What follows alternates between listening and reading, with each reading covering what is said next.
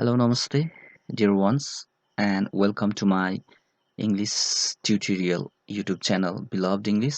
Today, we are going to talk about noun.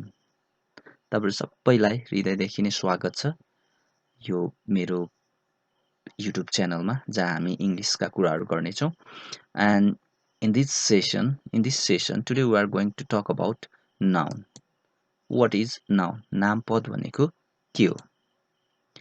Noun is a name of person, animal, place and things. नामपद भन्नाले कुनै पनि व्यक्ति, जनावर, ठाउँ र वस्तुको नामलाई बुझिन्छ. It means that what we have to keep in our mind is that noun is equals to name. नामपद भन्नेबित्तिकै हामीले नामलाई सम्झिराख्ने. Just like love. The same way, just like gold. Gold is also noun. त्यसै गरी group of armies, a troop of armies, and horse. These are nouns. Is there anything in this world without name? के तपाईलाई लाग्छ यो संसारमा नाम बिनाको केही चीज होला यो युनिभर्समा? There is nothing in this universe without name. पक्कै पनि नाम बिनाको त यो ब्रह्माण्डमा केही पनि छैन. हो तिनीहरूको नामलाई नै हामी नामपद भन्छौं. जुन वस्तुलाई हामी जे नाम तोकेर बताउँछौं त्यो नै नामपद हो. And what are types of noun? नामपदका प्रकारहरू के हुन् त?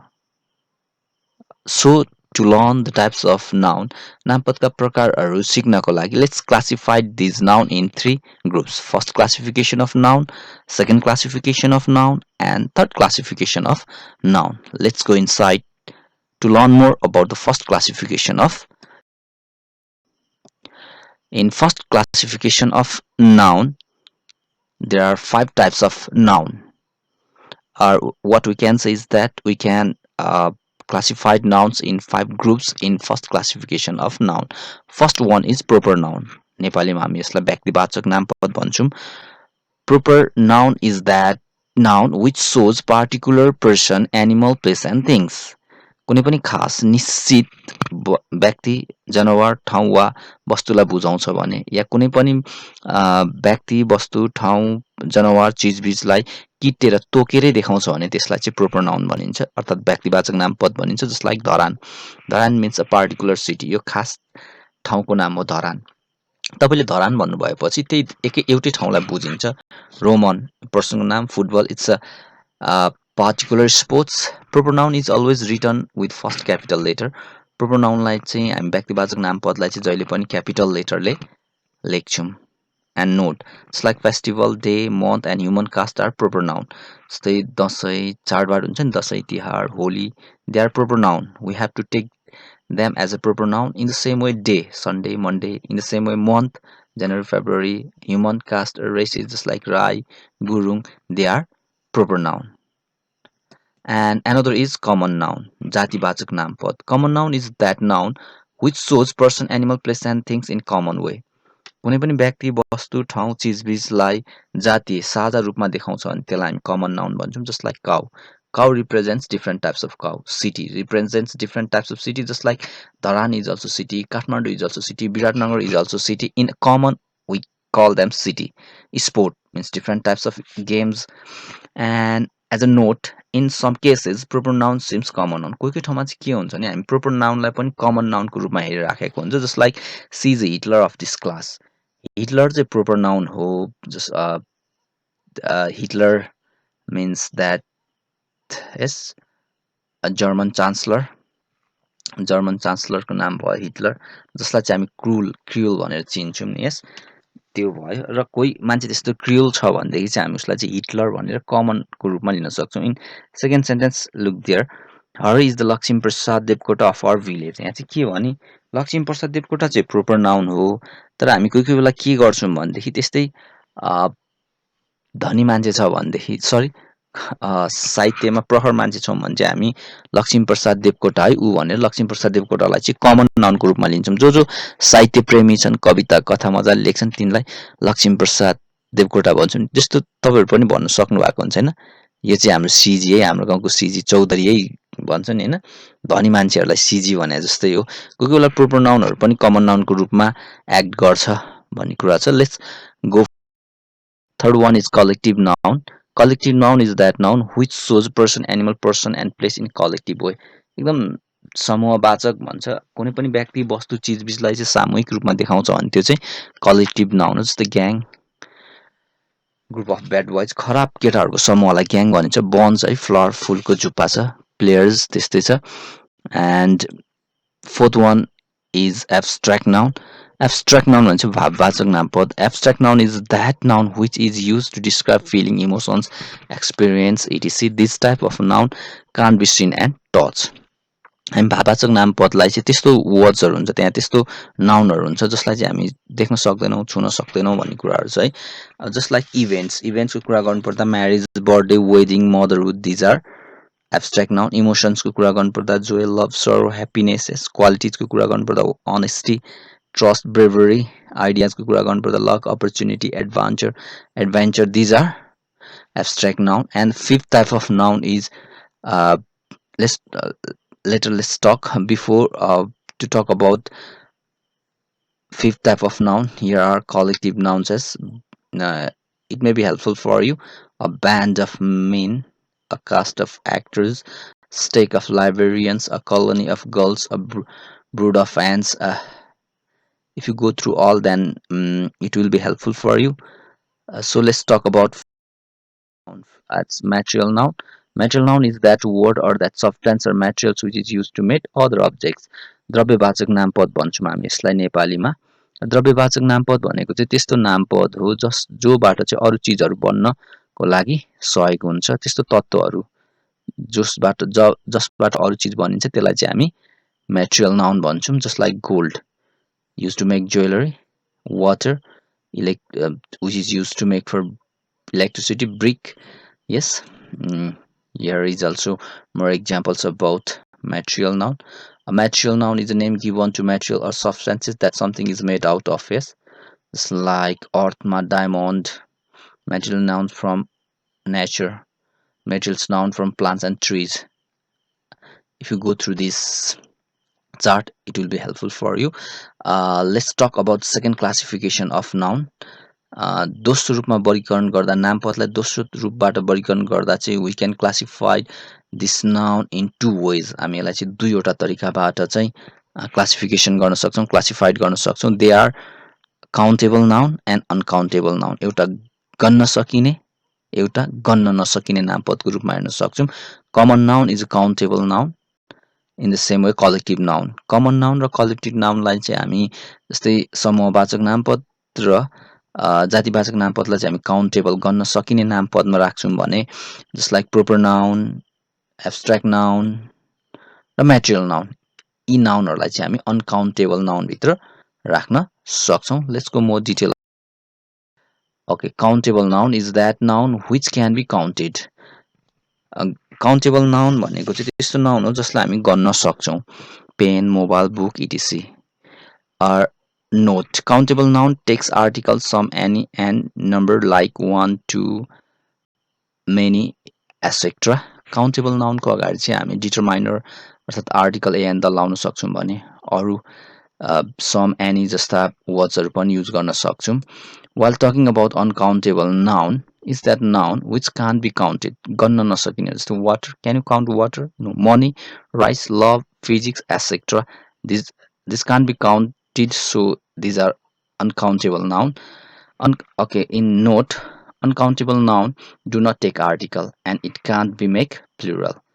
अब uncountable nounले चाहिँ आर्टिकल लिँदैन र यिनीहरूको प्लुरल पनि बनाउन सकिँदैन। वाटरलाई वाटर्स, मनीलाई मनीज बनाउन सकिँदैन।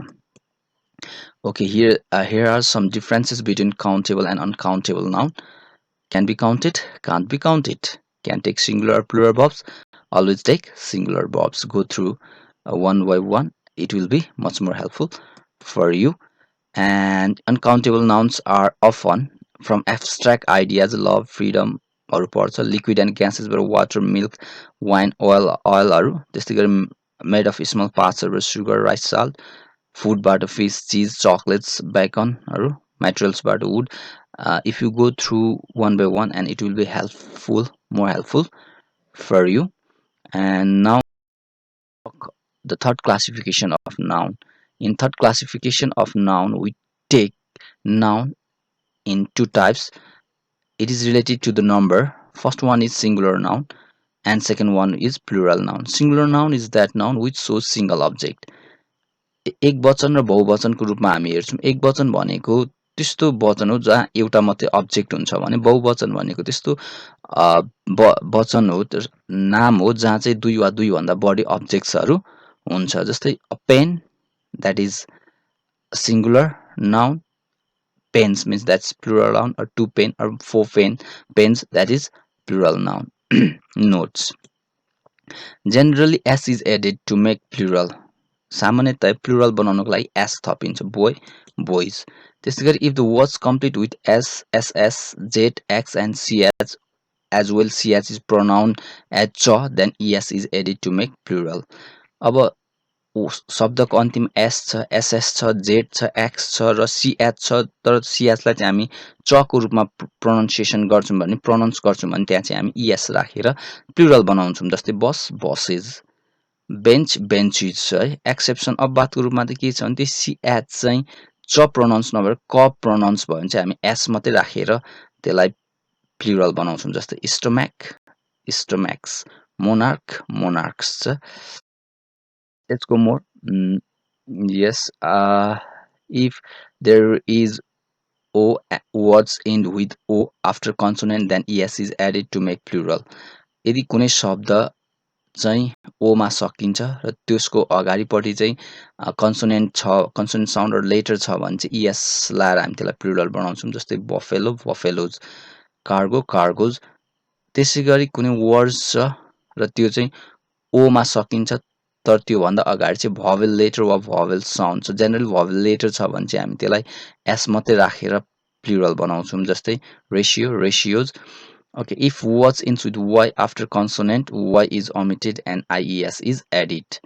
अब y छ, कुनै वर्ड y मा सकिन्छ र त्यो y भन्दा अगाडि चाहिँ कन्सोनेन्ट छ भने हामी y लाई ओमिटेड गर्छौं, रिमुभ गर्छौं र ies लगाएर त्यसलाई प्लुरल बनाउँछौं। जस्तै fly flies, लेडी लेडिज। र त्यही वर्ड y मा सकिन्छ तर y भन्दा अगाडि भवेल लेटर छ भने चाहिँ हामी त्यसमा s मात्रै एड गर्छौं। y लाई हटाउँछौं र s मात्रै एड गरेर त्यसलाई plural बनाउँछौं। And if words ends with f or fe, then f or fe is omitted or uprooted and ves is added to make plural, just like calf calves, knives knife knives. Yes. Okay, some words change its middle verb to be plural. कुनै कुनै भर्बहरुले चाहिँ आफ्नो middle भर्बलाई change गर्छ है, sorry middle वर्डलाई change गर्छ र त्यो चाहिँ प्लुरल बन्छ। म्यानको मेन, फुडको feed. And in some noun, in case number 9, let's see note number 9, some noun remains same in both singular and plural form. कोही कोही चाहिँ सिंगुलर हुँदा पनि सेम हुन्छ, प्लुरल हुँदा पनि सेम हुन्छ। Deer, thousand, sorry, yes. And in note number 10, some nouns always remain plural. कोही कोही चाहिँ सधैँ प्लुरलको रूपमा हुन्छ। टुल्सहरुमा सीजर, बाइनोकुलर्स, सीजर्स, बाइनोकुलर्स, गार्मेन्ट्सहरुमा breeches, pants, pyjamas and others, aborigines, arms, asses, etc. And some noun that seems like plural but remains singular. के नाउन चाहिँ यस्तो हुन्छ जसलाई देख्दाखेरि चाहिँ प्लुरल जस्तो देखिन्छ तर बट हुनु चाहिँ सिंगलै हुन्छ है, त्यो सिंगुलर नाउनको रूपमा लिनु पर्ने हुन्छ। डिजिजमा मिजल्स, मम्स, रिकेट्स, अनि स्पोर्ट्समा billiards, darts, bowls, others, gallows. Some noun that seems like singular but remains plural. कोही कोही नाउन चाहिँ के हुन्छ सिंगुलर जस्तो देखिन्छ तर हुँदा चाहिँ त्यो प्लुरल हुन्छ। जस्तै cattle, dog, people, police. Yes let's talk more. Some Greek and Latin words that has irregular plural forms. Irregular plural forms are यहाँ देखाएको छ। एनालाइसिस सिंगुलर हुन्छ नि एनालाइसिस प्लुरल छ। Axis axis, basis basic. Go through this, you can go yourself turn by turn. I don't want to make the video long. If video becomes long it may irritate you, so these are the words you can go through yourself. Yes. And some nouns as which gives different meanings while being singular and plural, I have mentioned that here. It's like beef मात्रै भन्यो भने चाहिँ यो गाई गोरुको मासु हुन्छ। अब यसलाई प्लुरल बनायो भने बीभीएस बिब्स बनायो भने चाहिँ मासुका लागि पालेका गाई गोरु भन्ने बुझ्यो। कम्पास दिग्दर्शक यन्त्र, कम्पासेस पराकाल, गुड भनेको असल, गुड्स भनेको किनबेच सामान। This also you can go yourself truly. Let's say goodbye. Thank you for giving company. And if you want more like this English content from different grades book uh, and other grammatical works, then please don't forget to subscribe our channel. And if you have any confusion or any questions, then please comment in comment down in comment section. Thank you once again for going through my channel. I hope it became helpful for you. मलाई आशा छ यो कुरा तपाईँहरूको लागि